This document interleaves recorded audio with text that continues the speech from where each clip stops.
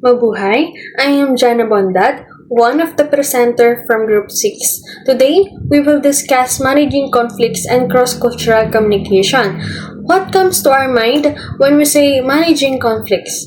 From the word managing, siya yung nagmamanage or nag-handle ng mga disagreements or problem between people. Managing conflicts also help find solution instead of arguing. Kapag sinabi ng mga cross-cultural communication, it is involved communication, yes, but between people from different culture with different beliefs, values, and behaviors. Katulad natin, kahit pare-pareho tayong Pilipino, we still have differences. Alam nyo ba na merong 182 different cultures sa Pilipinas? Yung 140 doon ay galing sa ating mga katutubo or indigenous people, and each group has traditional arts, dances, cuisine, and regional histories that define who they are and where they came from. What is the purpose of both concepts? To avoid misunderstanding, to improve teamwork and cooperation, to build respect among different people, to create a better work environment. And bakit nga ba natin kailangan malaman to? Why do we need to learn this? Workplace have people with different personalities and cultures, of course. And as future tourism professional, we will be interacting with different people who have different beliefs, values, and behaviors.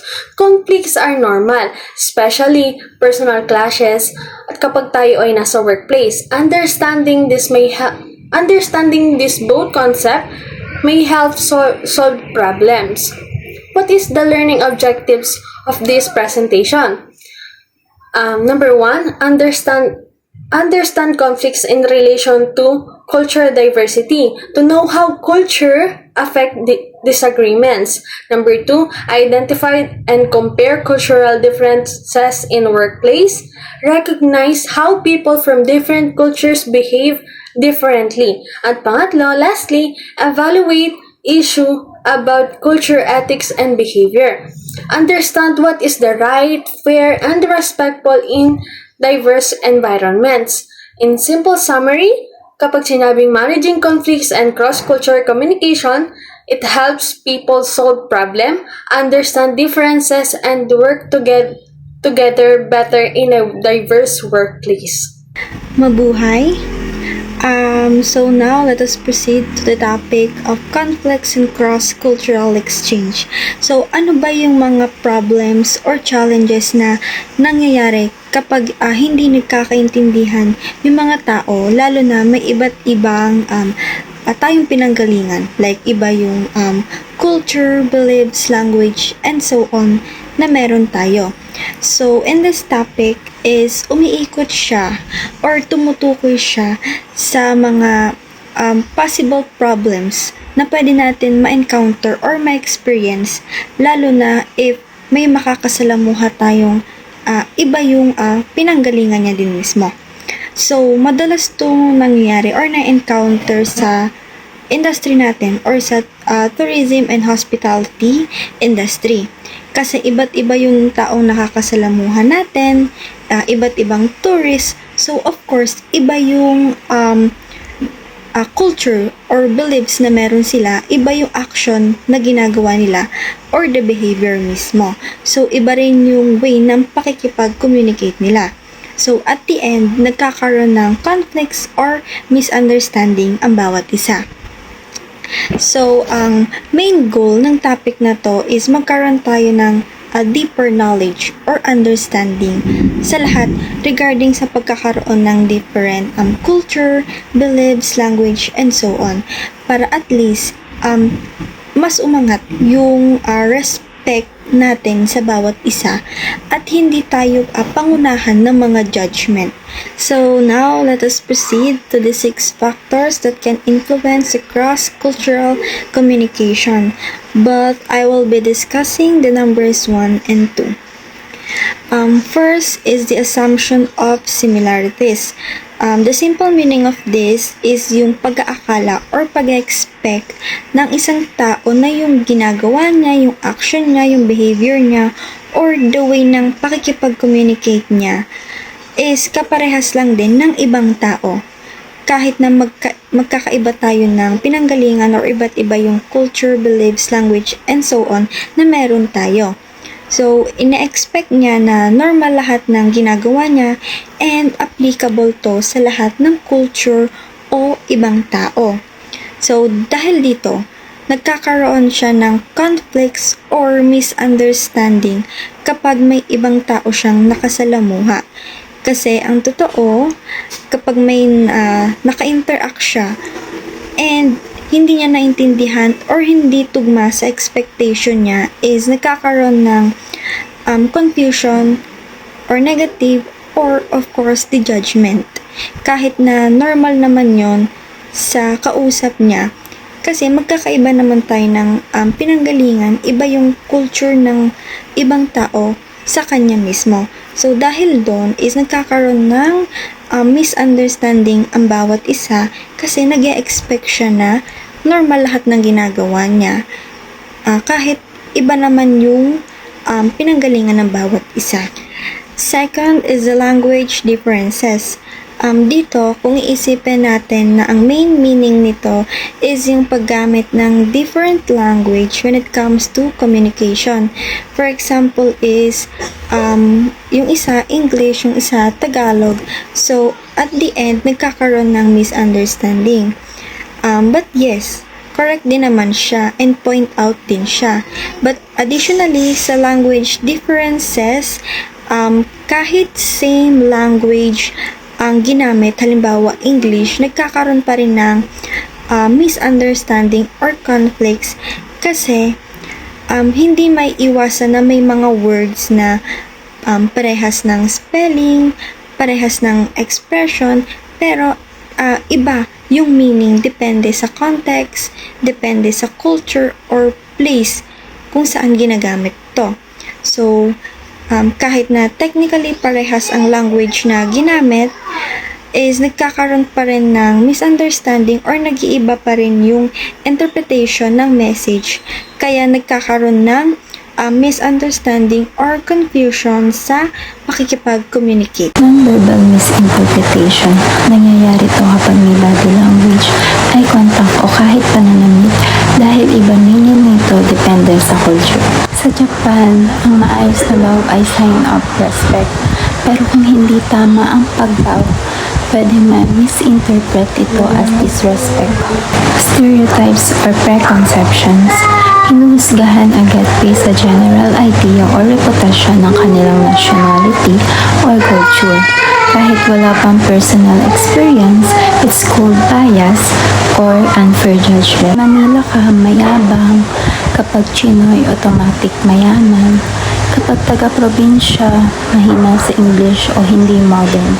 Kapag foreigner, mayaman agad. Tendency to evaluate. Ugali na i-judge ang ibang tao based sa sariling culture or standards without trying to understand their background or reason ng behavior nila. Pagtingin na bastos sa mga kanila dahil hindi gumagamit ng po at opo dahil iba ang kanilang culture at iba ang system ng paggalang. Mabuhay, high anxiety. Ito yung kaba or stress na nararamdaman kapag nasa unfamiliar cultural situation ka at hindi mo alam kung ano ang tamang gawin o sabihin. Next is 5 types of conflicts in the workplace. Number 1 is independence conflict. Ito yung conflict na nangyayari kapag may isang tao na nakaasa sa output o trabaho ng sariling task. Kapag may delay or hindi nagawa ng maayos ng isa, naapektuhan lahat. Parang domino effect kapag may isang pumalya, lahat nadadala. Kaya importante na marunong makipag-usap kahit mahirap at may accountability bawat isa. Next is distinctive personalities. So, ito naman ay conflict na nanggagaling sa pagkakaiba ng personality, work, style, o paraan ng paggawa ng task. So, may mga tao na gustong mabilis lang tapusin yung trabaho, habang yung iba ay gusto pang pag-usapan muna yung mabuti at i-consider ang opinion ng lahat. Kapag hindi nagkakaintindihan, nagkakaroon ng conflict. And number 3, differences in background or gender. Iba-iba ang pinanggagalingan ng bawat tao, like age, education, culture, and gender. Kaya iba rin ang pananaw nila. And kapag hindi nagkakaintindihan, pwede magkaroon ng conflict. For example, may older employee na sanay sa traditional way of working, habang ang younger employee ay mas digital at mabilis gumawa. And dahil dito nagkakaroon sila ng disagreement kung alin ang mas tama na paraan. And number 4, differences in leadership style. Magkakaiba ang style ng leaders. May strict, may chill, may hands-on. And kapag maraming leader na sinusunod ang team, pwede silang ma-confuse at ma-stress. For example, yung isang supervisor, gusto detailed and step-by-step ang trabaho. Pero yung isa naman ay gusto mabilis at output-based lang. And kaya nalilito tuloy ang employee kung alin ang susundin, kaya nagkakaroon ng frustration. And number 5, personality conflicts. Magkakaiba ang ugali ng tao kaya minsan hindi nagkakasundo. Kapag may emotions and assumptions, mas lumalala ang conflict. For example, may isang employee na very direct magsalita habang yung isa sensitive. Kaya kahit normal lang yung sinabi ng isa, na-offend yung isa. Kaya nagkakaroon ng tension and misunderstanding. So hello guys, so now our topic is managing conflict in a workplace. We know that managing conflict in a workplace is not just found, or the conflict is not just found in your workplace. We can also find it in household settings or school settings, and we have a different way how to resolve the problem or conflict. So, pero pag-uusapan naman natin is the workplace, and we have 4 types paano ma-resolve isang conflict in a workplace. The first one is awareness, listening, clarity, and empathy. Ayan. So, gagamitin ko yung experience ko as a Jollibee crew sa topic na to. So, let's go. The first one is awareness. We have a different perspective, belief, tradition, and personality. Maraming ganyan sa isang workplace. Siyempre, sa isang workplace, mayroong maldita dyan, may mahihiyain, at may madagdag. And if magiging aware tayo sa isang workplace, is ma-avoid natin yung conflict. Diba? Ma-avoid natin yung misunderstanding. Kaya dapat, unang-una pa lang is alamin na natin ang pagkakilakilanlan o ugali ng bawat isa para ma-avoid natin ang conflict and misunderstanding sa isang workplace. So, pangalawa naman is listening. Ang listening is not just about using our ears, but we can use our eyes. Kasi, sa experience ko nun before, meron kaming isang newly hired na crew or cashier na nakaka-conflict between the customer. Kasi yung customer niya sobrang tanda. And syempre, newly hired pa lang naman siya. And nakaka-conflict siya between kung ano yung order talaga nung customer. Syempre, ako kikinig ko kung ano yung nangyayari. Hindi po na nag-take action. If nung dumating na yung sitwasyon na sobrang taas na yung or naging intense na yung conversation nila, yun, ginagamit ako na ng mata and iniisip ko na kung ano yung nangyayari. Ina-analyze ko, ina-process ko muna bago ako mag-take action. And pag malala na, doon ako mag-take action. So, ayun, dapat maging aware tayo na kung ano nangyayari sa isang workplace. Hindi lang paggamit ng tenga. And yun din ang ating mga mata. So, the third one is clarity.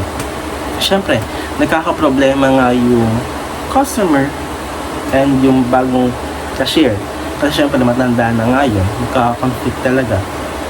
And ako, syempre, nung nasa sitwasyon na ako na yun, inaako ko muna or tinuruan ko yung cashier na yun kung ano yung dapat gawin para hindi lumala yung sitwasyon. Tinuruan ko siya ganito. Like, ma'am, pwede po manahon tayo. And nandito po ako para tulungan kayo kung ano po yung problema na nais yung address. So, pwede ko po bang i-take yung order nyo?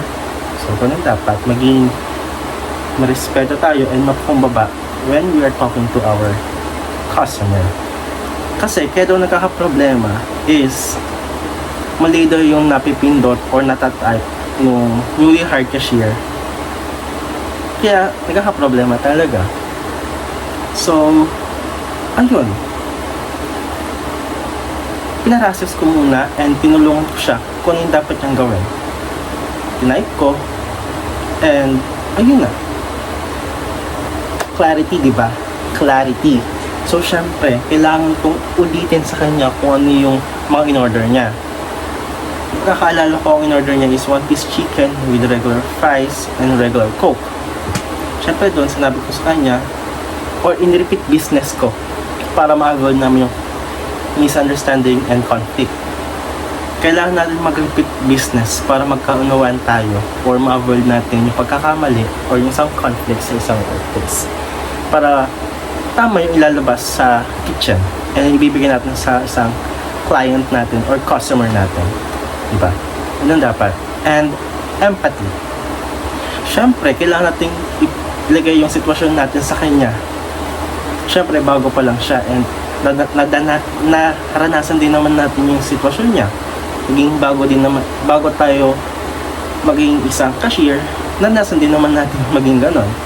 So, kaya, ayun, okay lang magkamali, okay lang magkamali kasi the more nagkakamali tayo is the more tayo natututo, naglo-learn, and nag-eagerness na maging isang better na cashier.